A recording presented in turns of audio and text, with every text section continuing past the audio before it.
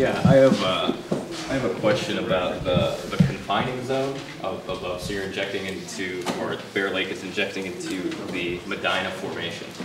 And so from what I look at in their application, there's about 3 sentences that they discuss the confining zone. They just say that so they have a generalized stratigraphic column of Warren County, not of the actual Columbus Township injection site. And so they provide no discussion of any faulting or fractures. And so if there are faulting or fractures within the confining zone, you can have vertical migration of fluids, and you can have upward pressure increases. So I'm wondering, I hope that while you're reviewing this,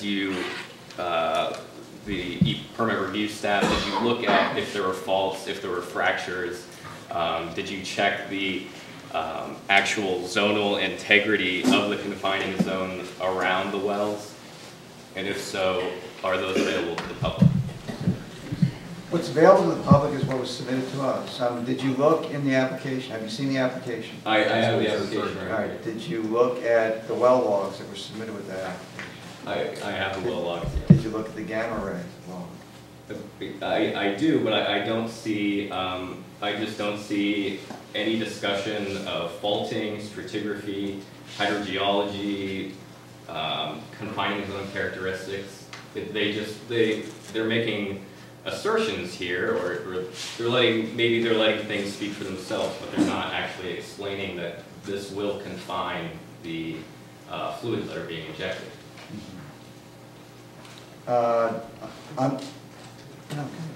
No, just say, basically you've got multiple confining zones. What we basically have the applicant identify is the lowermost confining zone. But basically between the injection formation and underground sources of drinking water, we have many confining zones. We actually had a cross-section of basically Western Pennsylvania information. And there are many, there are thousands of feet between the injection formation and the underground sources of drinking water. And most of those are shale formations that are compressed and will contain. It's not that they aren't lenses. They are significant thicknesses of continuous formations of these confining zones. So what we have in the permit is the confining zone for the top of the formation that is being injected into. But there are multiple layers above that are also confining, but we basically don't allow them to fracture the formation into which they're injecting into. So therefore it won't go up above into that first confining zone. So are you saying that EPA was able to tell from the logs that there weren't any fractures or faults that could be of concern for upward migration? Not from the logs. Okay. So we saw, I think what you saw, so is there a way to tell, I mean, is there anything where you could tell that there could be a fault? No, not from the logs, no. Not from the application itself? No. But look at the logs, because as Karen, and that's why I mentioned you look at the gamma, because it'll show multiple confining zones that become up full. Thank you. Sir?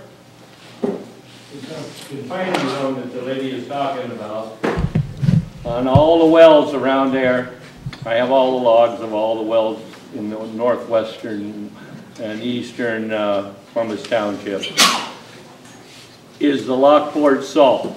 It's right directly above the Medina down there, and the thinnest one within 2 miles of that well over there is 356 feet thick, and the thickest one is 576 feet. And that's an impregnable salt zone that runs all the way up into New York, where they mine the salt up in Lockport, New York.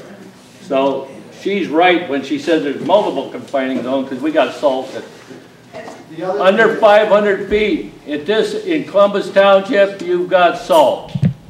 All the fresh water outflow is 500 feet and up. So anything that's going to pollute is going to be polluted because it's either spilled on the surface or it has a direct route up to the surface that was caused by a well, the migration. But That's why the wells are all 2,000 feet apart. In 1983, they drilled all wet wells. And another thing I want to tell you, we've taken 6 million barrels of brine out of the Columbus Township in the last 30 years. And none of it's been put back in the formation. And it's to our advantage and everybody that lives in Columbus Township and the surrounding area to have them wells and put it back where it came from, because we're going to get oil and gas development here in the Utica Formation, not the Marcellus, because that's a surface formation in Columbus Township. And when that comes, we need to be able to manage and take care of with the brine and the frack water that's created in our township. And the best way to do that is put it back right where it came from and make sure that there's adequate monitoring and policing so that the thing isn't going to be actually detrimental to the people that live here. And I've lived here all my life and I don't have any problem with this process if it's done right. We got problems. We got a factory in Corey that's killed more people than you'd ever think about killing for any injection well. And there's chemicals and things that are used every day by every person in here that is more dangerous. Chlorine, Clorox. How many people got Clorox in their house?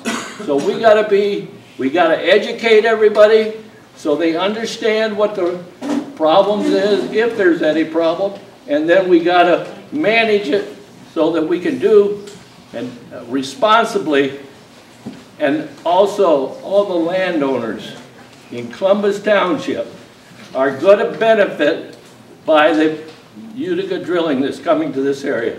And we need to be supportive of the landowners, and they will work with you and with the gas companies to make sure that they do things right so that we're not going to get all this misinformation based on facts is what we should be looking at.